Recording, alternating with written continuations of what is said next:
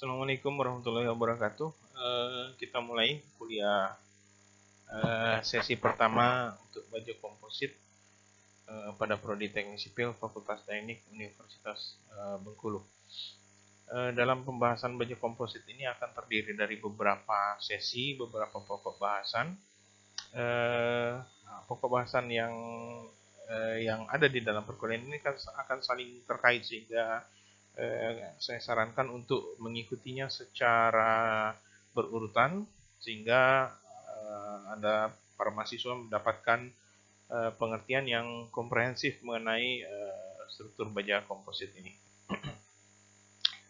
Kita akan masuk di pokok bahasan pertama, yaitu pendahuluan. Di pendahuluan ini kita akan membahas mengenai definisi dan konsep dari struktur komposit, kemudian juga tipe-tipenya, kemudian kita akan membahas sedikit mengenai keunggulan dan kelemahan serta contoh-contoh struktur yang dibangun dengan prinsip atau dengan konsep struktur komposit. Jadi by definition, secara definisi, komposit ini adalah struktur yang bekerja sebagai satu kesatuan. Jadi struktur biasanya kalau kita sebut komposit secara langsung itu apabila kita sebut komposit saja, maka dia mengarah kepada struktur beton dan baja, ya, karena dua material ini yang biasa kita gunakan untuk struktur komposit. Secara definisi sebenarnya komposit ini merupakan gabungan lebih dari satu material, artinya dua atau lebih material, tidak harus beton dan baja. Akan tetapi pada struktur sipil kebanyakan kita menggunakan beton dan baja untuk dijadikan sebagai struktur komposit. Kata kuncinya adalah beton dan baja atau dua material yang bekerja sebagai satu kesatuan. Ini harus menjadi kata kunci, harus bekerja dalam satu kesatuan dalam penampang yang menahan beban. Jadi bukan bekerja sendiri-sendiri secara bersama-sama, akan tetapi bekerja sebagai satu kesatuan. Ini yang harus mungkin nanti dipahami. Non komposit, ya, ada juga struktur beton dan baja, ya, akan tetapi dia bekerja secara individual, bekerja sendiri-sendiri tapi bersama-sama. Ini mungkin agak susah Jadi kalau ini dia bekerja sebagai satu kesatuan, ya, otomatis kalau dia sebagai satu kesatuan berarti dia bekerja secara bersama-sama. Kalau ini dia bekerja secara individual, artinya beton menahan beban, baja menahan beban, tapi antara beton dengan baja tidak ada koneksi, tidak ada interaksi tegangan di antaranya, gitu ya. Tidak ada transfer tegangan di antaranya. Jadi bekerja sendiri-sendiri tapi sama-sama pada saat yang bersamaan, bisa jadi di lokasi yang sama, ya, dalam menahan beban dalam penampang. Nah, kalau di struktur sipil, antara beton dan baja dikatakan komposit apabila terjadi transfer geser. Apabila terjadi transfer geser antara keduanya, artinya ada transfer tegangan antara keduanya, atau transfer gaya, otomatis kalau ada tegangan berarti ada gaya, maka baru dikatakan sebagai struktur komposit. Apabila tidak ada transfer tegangan atau tidak ada transfer gaya antara kedua elemen tersebut, walaupun bekerja bersama-sama, dia dianggap sebagai bekerja secara individual. Karena beton menahan beban sendiri, baja menahan beban sendiri, tapi tidak ada transfer tegangan di antaranya. Gitu ya. Nah, jadi secara definisi, komposit adalah gabungan antara struktur beton bertulang, bisa bertulang, bisa juga tidak, ya. Tapi kebanyakan strukturnya bertulang, dengan struktur baja sebagai satu kesatuan, ya, dalam menahan beban dalam penampang. Jadi dia harus satu kesatuan, harus ada transfer tegangan atau transfer geser atau transfer gaya. Itu secara definisi. Kenapa harus komposit? Nah, ini pertanyaan kebanyakan kita. Kenapa struktur harus komposit?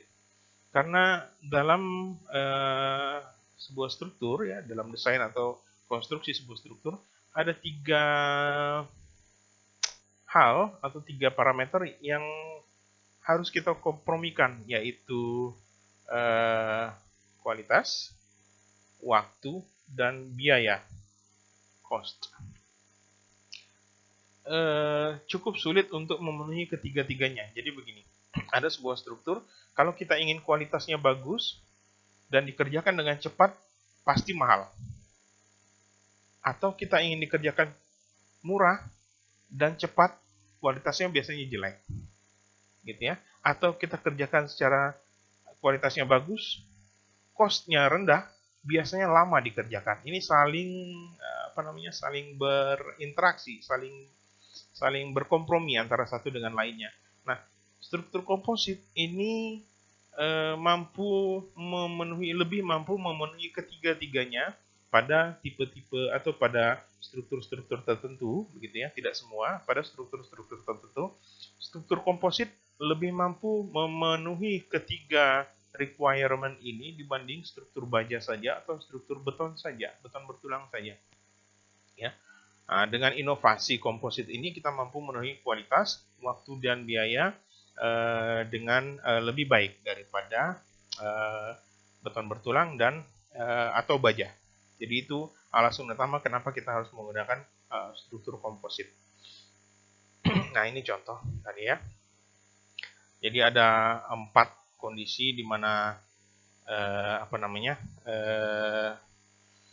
struktur komposit ini cost ya. Kemudian cost-nya ini C adalah cost dan P adalah performance atau kinerja atau kualitas gitu ya. Ada struktur yang cost-nya bisa bagus, up ini berarti bukan mahal ya, artinya cost-nya bisa hemat dan performance kinerja kualitasnya bagus. Tapi ini sulit ya, ini harus ada inovasi ke sini. Kebanyakan kita ada di sini, 3 ini ya. Kalau kita ingin cost-nya rendah gitu ya, cost-nya rendah, maka performance-nya dibatasi gitu ya. Kalau ingin performance bagus, cost-nya ini sulit, pasti mahal gitu ya. Kalau ingin performance bagus, biasanya cost-nya yang mahal. Nah ini, sehingga kita butuh inovasi dengan komposit. Bagaimana caranya memenuhi itu tadi gitu ya.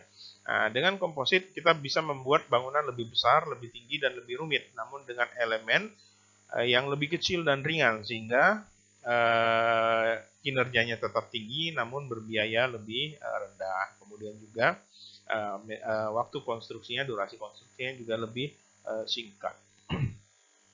Ini juga kenapa harus komposit? Karena dia mampu mengeliminasi kelemahan-kelemahan material baja dan beton. Kita udah tahu ya, baja itu memiliki kekuatan tinggi, ya.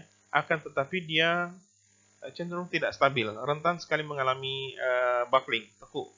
Baik, kalau yang sudah pernah kuliah struktur baja, pasti sudah sangat tahu bahwa baja itu rentan sekali mengalami tekuk, baik lokal buckling atau tekuk lokal maupun lateral torsional buckling. Ya. Tekuk torsi lateral. Banyak sekali konsiderasi kita dalam melakukan desain adalah mempertimbangkan masalah stabilitas, bukan kekuatan. Nah, tapi keunggulannya adalah dia ringan dan cepat dikonstruksi. Sedangkan beton ini dia stabil, ya, relatif stabil, dia tidak mengalami tekuk, akan tapi berat dan lama sekali dikonstruksi, sehingga komposit ini mengeliminasi kelemahan-kelemahan itu. Dengan komposit kita akan mendapatkan struktur yang cepat dibangun, artinya kita eliminasi kelemahan beton, ya, yang lama tadi kita bangun dengan lebih cepat, relatif lebih ringan, tapi kelemahan baja yang rentan tekuk tadi kita hilangkan, sehingga kita dapatkan struktur yang berkinerja lebih tinggi. Ya. Selanjutnya dengan struktur komposit kita mengeksploitasi keunggulan-keunggulan material baja dan beton. Ya, ini yang tadi yang saya jelaskan, beton sangat baik menahan tegangan tekan, sedangkan baja efisien dalam menahan tegangan tarik, sehingga dalam komposit biasanya kita serahkan tekan pada beton dan tarik pada baja. Kemudian penyatuan dengan beton mencegah tekuk pada baja tadi. Ya. Jadi strukturnya akan relatif lebih stabil. Kemudian memberikan perlindungan pada korosi dan kebakaran. Ini kelemahan baja. Baja itu sangat rentan terhadap korosi, terhadap karat, dan juga sangat tidak tahan terhadap kebakaran, terhadap suhu tinggi. Sehingga dengan komposit, maka masalah korosi dan kebakaran ini terpecahkan. Kemudian selanjutnya masalahnya adalah duktilitas. Nah, ini kelemahan beton. Beton itu sifatnya tidak ductile. Tapi dengan pemberian komposit, artinya pemberian elemen baja padanya, sehingga struktur yang dihasilkan itu struktur yang ductile. Kemudian durasi relatif lebih pendek, ini juga kelemahan beton. Ya, di mana beton biasanya durasi konstruksinya lebih panjang, lebih lama ya. Akan tetapi dengan komposit kita dapat memperpendek durasi konstruksinya sehingga penyelesaian pekerjaan dapat lebih cepat. Ini tren ya, tren bangunan ya. Di sini digambarkan tren penggunaan material bangunan dari 1930 dengan rentang 10 tahunan sampai tahun 2014 datanya ya. Dari 30, 40, 50 sampai 2014. Yang biru muda ini steel atau struktur baja, yang merah struktur beton, kemudian yang hijau struktur komposit, yang kuning ini campuran, yang ungu ini unknown atau tidak diketahui. Bisa dilihat bahwa pada tahun 30-an ya, struktur baja mendominasi bangunan tinggi. Gitu ya. Bangunan-bangunan itu didominasi struktur baja untuk bangunan tinggi. 40-an juga masih didominasi struktur baja. Tahun 50-an mulai ada beton ya untuk bangunan tinggi. 60-an agak kecil lagi betonnya, 70-an mulai beton mendominasi. Tahun 80-an secara tiba-tiba komposit mulai banyak digunakan, beton juga mulai banyak, sedangkan baja, struktur baja murni sudah mulai ditinggalkan.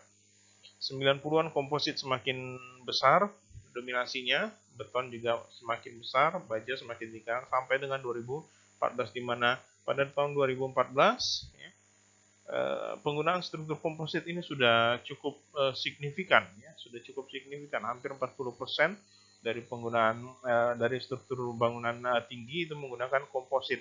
Kemudian juga beton juga cukup signifikan dan baja sudah mulai ditinggalkan karena beberapa kelemahan dari struktur baja. Ini juga kesetimbangan ya, jadi faktor-faktor yang mendasari kita untuk memilih struktur itu komposit atau tidak. Yang pertama economical, apakah strukturnya murah. Kemudian functionality, apakah secara fungsi mampu memenuhi kinerja yang diinginkan. Kemudian architectural, ya, struktur komposit juga mampu memenuhi tuntutan arsitektur di mana bangunan diminta untuk lebih estetis. Kemudian flexibility, lebih fleksibel. Kemudian juga assembly atau perakitan yang lebih cepat, ya, pembangunan yang lebih cepat. Kelima aspek ini itu mampu dipenuhi dengan baik oleh struktur komposit. Nah, dari sisi arsitektural, keunggulan dari struktur komposit adalah dia bentangnya lebih panjang dibanding struktur beton ya. Dia mampu memberikan bentang lebih panjang dibanding struktur beton atau struktur baja sekalipun. Ya. Kemudian elemen dapat lebih kecil sehingga secara arsitektural ini keuntungan karena bisa menggunakan ruang dengan lebih efisien. Kemudian juga komponen-komponen struktur bisa didesain dengan lebih indah, lebih cantik. Kemudian kolom dapat lebih langsing, ini juga menjadi keunggulan dari secara arsitektural. Kemudian ruang dan kesempatan untuk berinovasi lebih luas karena elemen struktur yang lebih kecil. Dari sisi ekonomis, keunggulannya adalah tinggi bangunan dapat direduksi. Ya, kalau struktur beton mungkin kita untuk 30 lantai kita bisa pakai sampai dengan 90 sampai 100 meter. Nah, dengan komposit bisa kita kurangi secara signifikan, bisa sampai 6 meter kita kurangi. Sehingga biaya lebih kecil, ya, biaya lebih kecil. Banyak sekali komponen-komponen lain yang volumenya akan ikut terkurangi. Kemudian bentang dapat lebih panjang, ya, bentang dapat lebih panjang dengan tinggi elemen struktur yang sama. Artinya kita bisa mengurangi jumlah kolom. Dengan demikian juga mengurangi biaya yang harus dikeluarkan. Kemudian jumlah lantai dapat lebih banyak dengan tinggi total gedung yang tetap sama. Jadi misalnya sama-sama 30 meter, jumlah lantai gedung apabila beton bertulang atau baja itu akan lebih sedikit daripada jika menggunakan komposit karena kita dapat menggunakan tinggi bangunan lebih efektif. Kemudian juga durasi pekerjaan pembangunan yang lebih pendek jika dibandingkan dengan struktur beton. Nah, ini dari sisi metode konstruksi atau assembly, itu beberapa keunggulan, yaitu platform pekerjaan ada pada decking baja. Jadi kita tidak perlu lagi menggunakan backcasting. Tidak seperti struktur beton di mana harus disiapkan backcastingnya, scaffoldingnya. Pada struktur komposit tidak perlu lagi menggunakan backcasting. Pada beberapa kasus bahkan tidak perlu menggunakan scaffolding. Kalaupun kita menggunakan scaffolding, maka jumlah yang digunakan sangat minimum, tidak seperti struktur beton di mana scaffoldingnya rapat-rapat. Pada komposit, scaffoldingnya secukupnya saja untuk memastikan bahwa deckingnya tidak mengalami deflection yang berlebihan. Itu aja.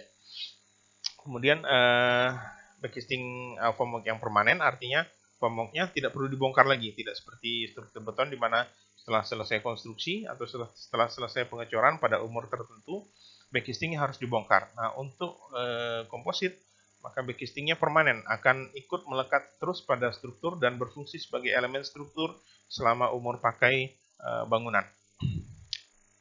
Ya. Kemudian formwork, ya karena dia lengket, maka dia menjadi sebagai komponen struktur, sebagai pengganti atau penambah tulangan. Ada kasus-kasus tertentu di mana kita tidak perlu lagi memberikan tulangan plat lantai karena formworknya sudah berfungsi sebagai tulangan atau pengganti tulangan.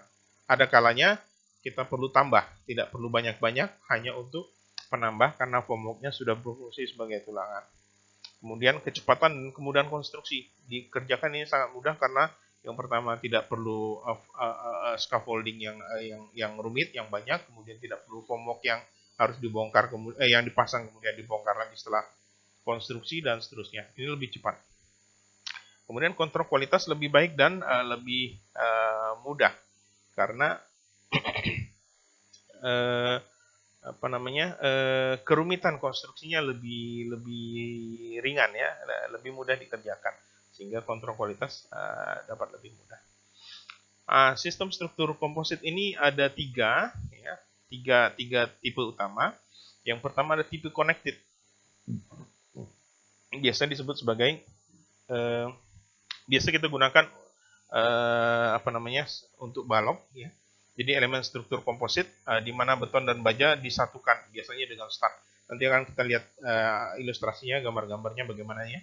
Kemudian ada sistem kedua yaitu terisi beton, yaitu elemen baja yang bagian dalamnya terisi beton. Jadi bajanya di luar, di dalamnya beton. Ini komposit terisi beton. Kemudian komposit terbungkus beton, yaitu elemen bajanya di dalam, kemudian dibungkus beton pada bagian luarnya. Jadi ada tiga tipe, yang pertama connected, yang kedua terisi beton, yang ketiga terbungkus beton. Ini contoh connected. Jadi kalau digambarkan, ini balok bajanya, ini deck metalnya, metal deck, ini baja, balok baja, steel beam. Nah, ini yang namanya stud. Ya, headed stud yang diberikan kepala. Jadi bentuknya itu kalau dilihat tampak samping seperti ini, jadi ada kepalanya, dia mirip paku gitu. Itu dilaskan pada balok, di sini baloknya. Nah, gitu ya. Nah, fungsi dari stud ini adalah untuk melakukan transfer seperti yang saya sebutkan di awal tadi. Supaya dia komposit, maka harus ada transfer tegangan antara beton, ini betonnya, dengan baja. Melalui apa? Melalui stud. Jadi ini nanti adalah bajanya, ini studnya, kemudian di sini betonnya dicorkan. Nah, jadi antara baja dengan beton itu menyatu melalui stud, baru terjadi aksi komposit. Begitu juga dengan ini ada metal deck. Metal deck dengan tulangan akan menyatu melalui apa? Melalui ini ada sirip-sirip yang kecil-kecil begini, ya. Ada ulir-ulir. Nah, nanti akan menyatu sehingga tegangan tarik akan ditahan oleh metal deck, tegangan tekan akan ditahan oleh beton. Biasanya kalau dibutuhkan kita tambahkan juga dengan tulangan-tulangan tambahan, tergantung kebutuhan. Kadang-kadang tidak butuh, kadang-kadang butuh. Gitu ya. Ini struktur yang sistemnya connected. Prinsipnya adalah bajanya tetap di luar, baja dengan beton itu tidak dalam satu tempat, tidak dicor dalam sebagai satu satuan, tapi disatukan, makanya disebut sebagai connected, disambung atau disatukan dengan yang namanya stud. Stud ini. Ya, di sini mungkin ada ini shear stud. Oke. Ini tipe connected, bajanya di luar, betonnya juga dicor terpisah tapi disatukan dengan stud. Kemudian ini ilustrasi juga, ya ini betonnya. Ini betonnya. Ini metal deck. Oke. Ini composite steel deck atau metal deck. Ya, ini shear stud atau shear connectors, makanya tadi disebut sebagai connected. Kemudian ini bajanya, balok bajanya, steel beamnya. Ya, sekali lagi kalau digambarkan secara skematik, potongannya atau penampangnya ini baja, kemudian ada shear stud yang berkepala, kemudian di sini ada betonnya dicor. Jadi antara baja dengan beton itu terhubung dengan shear connector atau shear stud ini. Nah, ini ada dua tipe, nanti kita akan lihat di detail, yaitu apabila menggunakan metal deck, ini ada dua tipe. Yang pertama adalah arah ribsnya, ya, ribsnya atau rusuknya itu tegak lurus terhadap balok. Ini arah rusuk metal deck, ini arah balok, atau arah ribsnya searah dengan metal deck. Ini nanti ada perbedaan. Nanti kita lihat di detailnya di perhitungan. Ini secara tiga dimensi bisa dilihat ini balok baja bagaimana detailnya.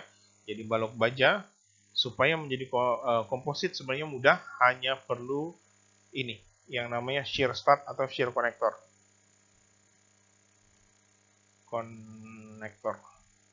Jadi bahasa umumnya shear connector. Stud ini bentuknya seperti ini, seperti paku, ini stud. Kemudian kadang-kadang kita pakai angel seperti ini, atau kadang-kadang kita pakai seperti ini, steel block yang kita berikan bar bentuk bundar begitu. Ini dilaskan ke shear block. Nanti di begitu pengecoran ini di sini dicor beton penuh ke sana, gitu ya. Jadi shear studnya tenggelam di dalam plat beton. Ini tipe connected. Ini terbungkus beton. Terbungkus beton sesuai dengan namanya, artinya bajanya dibungkus beton. Ya, ini contohnya, ini bajanya, ini juga bajanya, kemudian ini betonnya. Nah, jadi terbungkus beton artinya bajanya dibungkus oleh beton. Nanti bajanya bisa hanya baja profil saja, atau bisa juga dilengkapi dengan tulangan, baik tulangan longitudinal maupun tulangan sengkang. Ini terisi beton. Nah, berbeda dengan terbungkus beton. Kalau terbungkus beton, bajanya di dalam, betonnya di luar. Kalau terisi beton, bajanya di luar, betonnya di dalam. Ini bajanya, ini beton. Ini baja, ini beton. Ini juga baja, ini beton. Sering dilengkapi dengan tulangan, kadang-kadang juga ada yang tidak pakai tulangan. Jadi bedanya terbungkus beton itu artinya beton di luar, baja di dalam. Terisi beton itu artinya bajanya di luar, betonnya yang di dalam. Nah, elemen struktur komposit atau elemen struktur yang bisa kita buat dengan konsep komposit itu ada beberapa. Yang pertama ada slab atau plat baik plat atap maupun plat lantai. Nah, ini contoh plat lantai yang dibangun dengan cara komposit. Ini yang kita sebut sebagai metal deck. Dia bentuknya berusuk, gitu ya. Jadi zigzag. Ini berfungsi sebagai yang pertama sebagai formwork, backcasting. Jadi nanti betonnya kita cor di atas ini, sekaligus sebagai berfungsi sebagai pengganti tulangan atau penambah tulangan. Dan ini tidak dilepas lagi setelah konstruksi selesai. Dia secara permanen ada di situ. Ya. Jadi slab beton bisa kita buat dari komposit dengan metal deck. Ya, keunggulan dari slab komposit adalah yaitu tadi tidak memerlukan formwork, tidak perlu backcasting, jadi langsung dipasang metal deck. Dia berfungsi backcasting sekaligus sebagai pengganti tulangan. Kemudian berat plat tereduksi sehingga beban mati total lebih kecil. Kenapa? Karena yang pertama bisa kita buat lebih tipis, yang kedua volumenya lebih kecil sehingga beban mati total lebih sedikit. Yang selanjutnya adalah decking, mendistribusi susut sehingga mencegah retak susut. Artinya decking ini, metal deck ini tadi, dia apabila terjadi kembang susut akibat panas dan dingin, susutnya itu akan didistribusikan secara merata di decking. Berbeda dengan di tulangan, dia akan didistribusikan di posisi tulangan aja. Dan seperti Anda tahu bahwa tulangan tidak bisa dipasang secara menerus, dia ada satu-satu gitu ya, terpisah-pisah. Kalau decking dia menyatu sehingga distribusi susutnya lebih rata sehingga terjadi mencegah retak susut. Selain slab, yang bisa kita buat sebagai struktur komposit ini balok. Ini banyak sekali balok yang kita buat dari struktur komposit, baik berupa yang ini tadi, ini adalah komposit terbungkus beton, ini terisi beton, kemudian ini tipe connected. Itu kita bisa gunakan struktur komposit untuk balok. Selanjutnya, ini contoh balok tadi ya. Ini yang tipe connected. Ini tipe connected tapi bukan pakai IWF beam. Ini pakai apa namanya semacam semacam truss begitu. Kemudian ini juga gabungan antara IWF tipe connected dan terbungkus beton. Terisi beton. Kemudian ini ada tipe balok yang mungkin nanti kita akan lihat lebih detail. Ini adalah sebuah inovasi di mana tinggi baloknya bisa sangat minimum sehingga menghemat tinggi bangunan secara total. Keunggulan balok komposit adalah dia mampu membentang lebih panjang ya daripada beton ataupun baja biasa. Kemudian elemen struktur lebih kecil dan lebih ringan karena tidak ada tekuk sehingga profilnya bisa kecil-kecil ya, juga lebih kecil daripada beton bertulang. Kemudian aksi komposit mencegah terjadinya tekuk pada balok sehingga lebih stabil. Selanjutnya kolom. Nah, selain slab, balok juga ada kolom komposit. Kolom komposit ini biasanya dua tipe, ada yang terisi beton, ada yang terbungkus beton, tapi ini tidak ada gambarnya ya, atau kombinasi terbungkus dan terisi plus tulangan. Ada beberapa keunggulan dari kolom komposit. Yang pertama, memiliki kekuatan yang lebih tinggi dibanding kolom beton bertulang atau baja dengan luas penampang yang sama.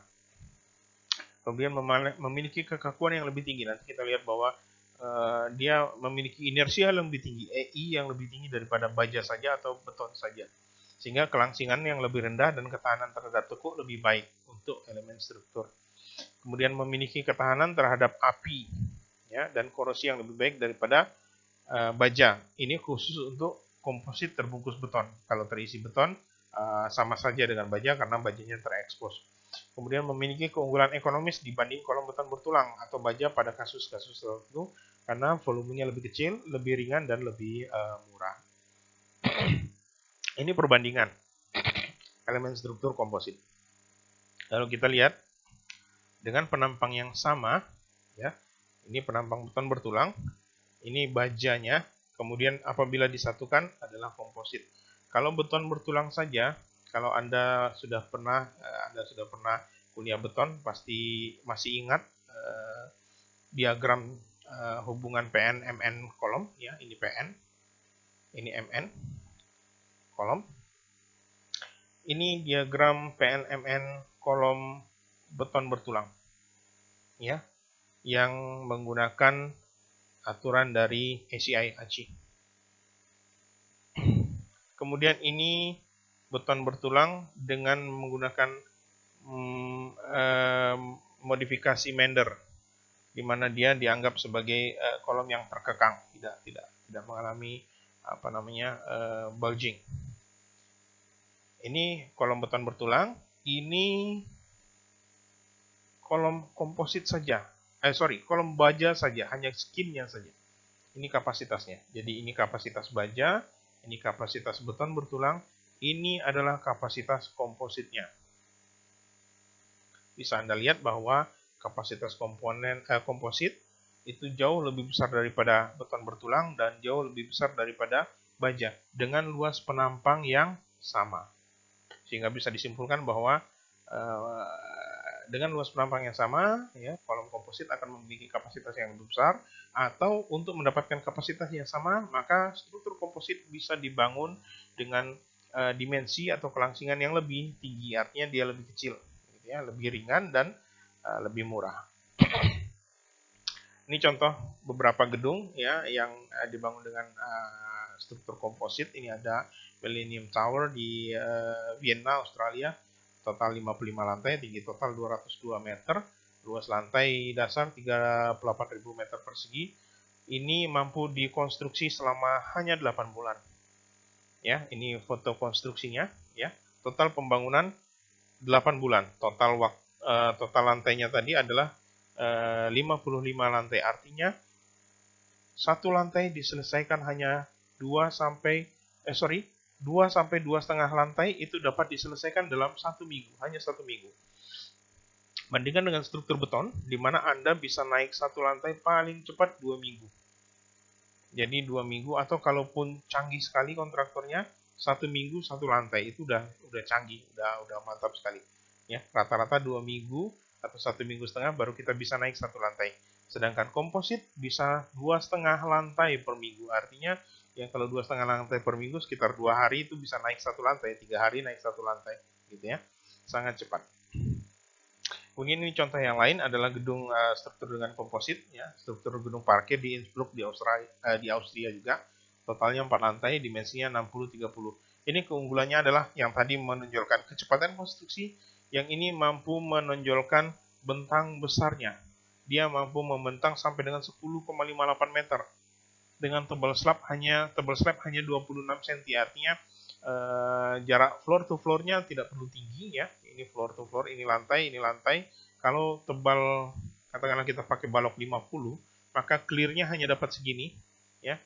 Kalau ini karena tebalnya hanya 26, maka kita punya clearance yang lebih besar, ya. Sehingga tinggi lantai bisa kita hemat. Ya, ini mampu membentang cukup besar hanya dengan tebal 26 cm atau L/40, cukup kecil. Ya. Ini contoh konstruksinya, jadi pemasangan kolomnya langsung dari dasar langsung sampai lantai 2. Ya, tidak perlu satu lantai seperti struktur beton biasa. Kemudian ini contoh perakitan atau gambar perakitan slab beton pracetak. Ini diagramnya seperti ini. Jadi ini baloknya seperti ini, ya. Baloknya seperti ini dipasang menyatu dengan dengan slab.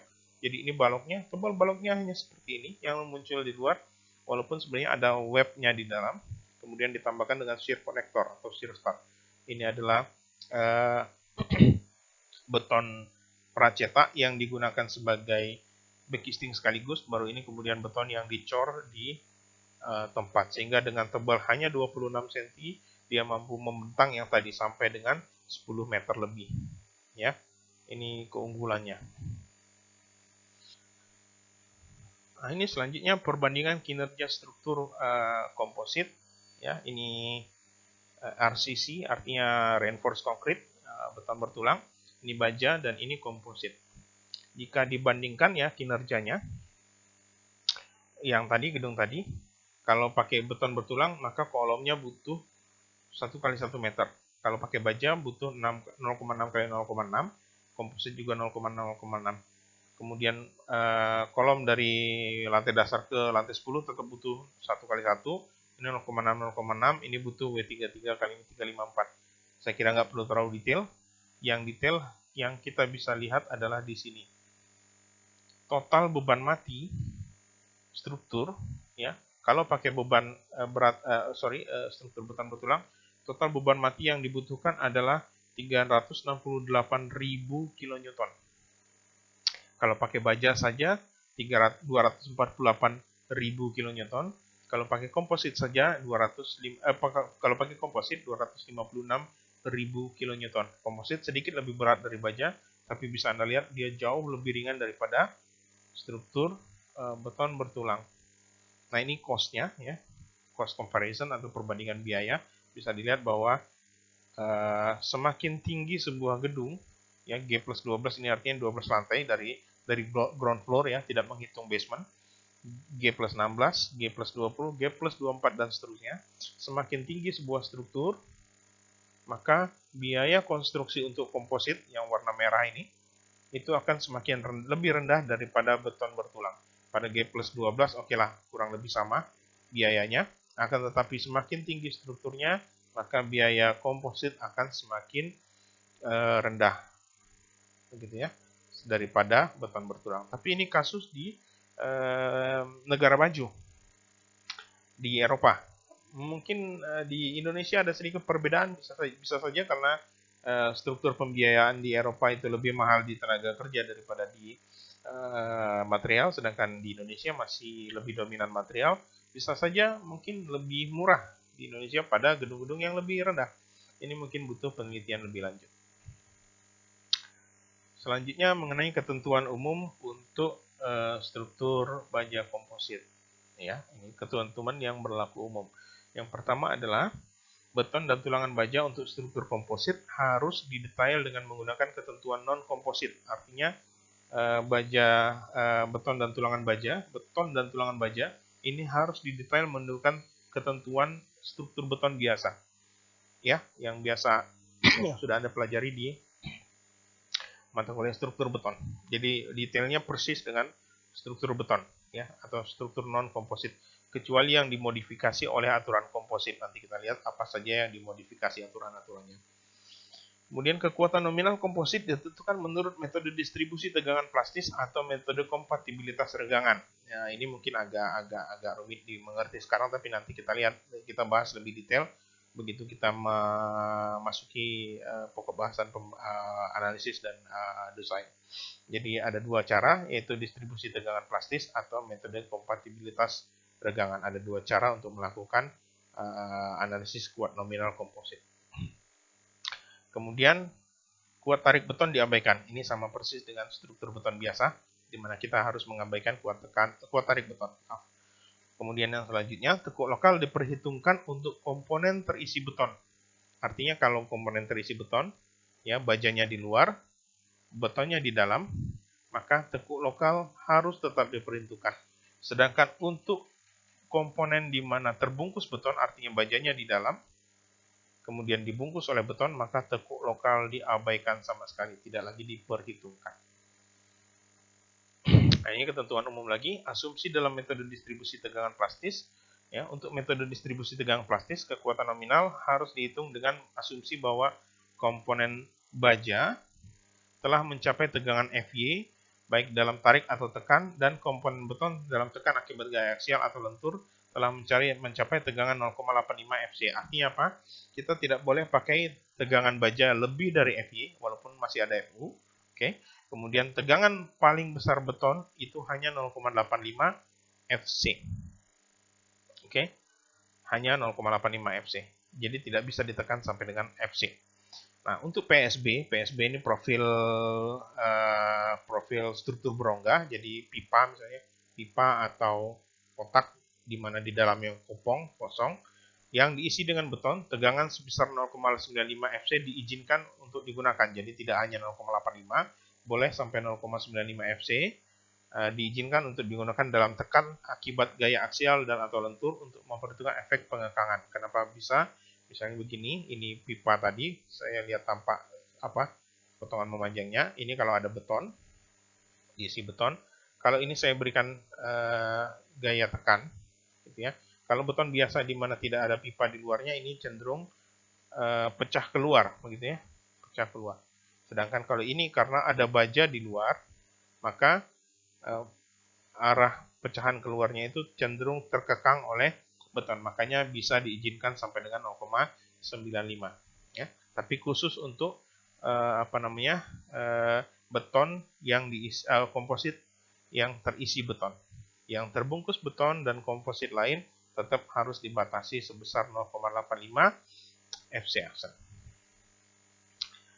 Ketentuan selanjutnya adalah asumsi dalam metode kompatibilitas regangan. Ini nanti mungkin lebih detail kita bahas di contoh perhitungan ya. Untuk metode kompatibilitas regangan, distribusi linear regangan pada penampang harus diasumsikan regangan tekan maksimum adalah 0,003. Mudah-mudahan Anda masih ingat di struktur beton, kita selalu mengasumsikan misalnya ini ada balok beton begitu ya.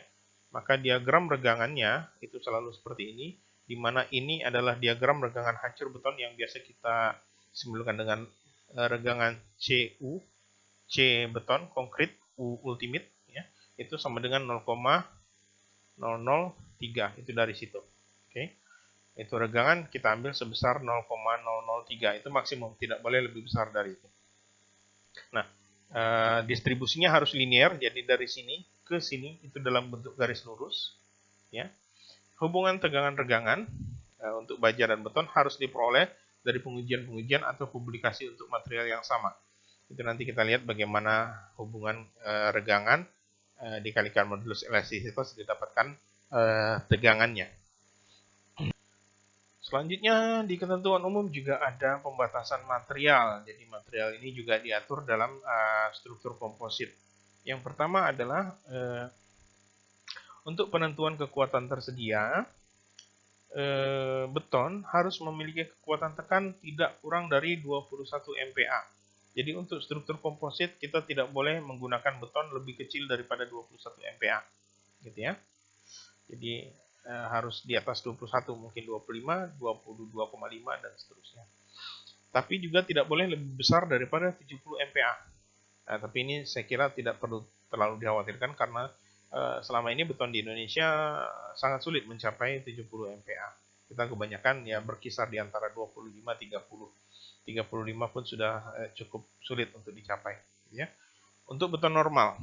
Dan untuk beton ringan, batasan minimumnya tetap 21 MPa, batasan maksimum adalah tetap tapi batasan maksimum dikurangi menjadi 42 MPa. Itu untuk beton ringan. Kita juga jarang menggunakan beton ringan, sehingga batasan kita kebanyakan beton normal yang minimum 21, maksimum adalah 70. Kemudian tegangan leleh minimum yang disyaratkan dari baja struktural dan batang tulangan perkuatan digunakan dalam perhitungan kekuatan komposit struktur tidak boleh melebihi 525 MPa. Jadi FY baja itu tidak boleh lebih dari 525 MPa. Nah, ini juga jarang karena kebanyakan kita menggunakan baja A36 itu biasanya FY-nya 36 KSI atau sekitar 240-an MPa. Ya, sehingga ini hanya diatur batas atasnya tidak boleh lebih dari 525 MPa. Kemudian ketentuan umum lainnya adalah klasifikasi komponen komposit yang terisi beton akibat tekan aksial atau lentur. Nah, ini yang kembali lagi yang terisi beton. Jadi bajanya di luar, betonnya di dalam. Itu ada klasifikasinya. Yang pertama kompak, non kompak, dan langsing. Mungkin ini udah pernah dengar waktu kita kuliah struktur baja. Ini sudah banyak sekali kita bahas mengenai profil kompak, non kompak, dan langsing. Begitu juga untuk komponen terisi beton, maka ini ada klasifikasi kompak, non kompak, dan langsing. Sedangkan komponen yang terbungkus beton, ini betonnya kemudian bajanya di dalam dibungkus oleh beton. Ini tidak ada lagi klasifikasi ini ya, walaupun langsing sekalipun tidak masalah karena betonnya bajanya dikekang oleh beton di luarnya sebagai pembungkus sehingga tidak akan terjadi tekuk lokal. Yang selanjutnya adalah untuk komponen yang menahan gaya aksial tekan, ini adalah batasannya ya, disebut sebagai kompak apabila sayapnya itu B per T itu lebih kecil daripada 2,26 akar E per FI atau lambda P. Kemudian dia non kompak apabila antara lambda P sama lambda R. Kemudian langsing apabila lebih besar dari lambda R. Mungkin Anda ya masih ingat ya, lambda itu B per T atau untuk badan itu D per T. Atau kalau di baja biasa kita sebut D per TW, BF per TF gitu ya. Itu harus lebih kecil daripada lambda P. Jadi kalau lambda lebih kecil lambda P, maka kompak. Kemudian lambda antara lambda P dan lambda R, maka ini non kompak. Kemudian apabila lambda lebih besar dari lambda R, maka dia langsing.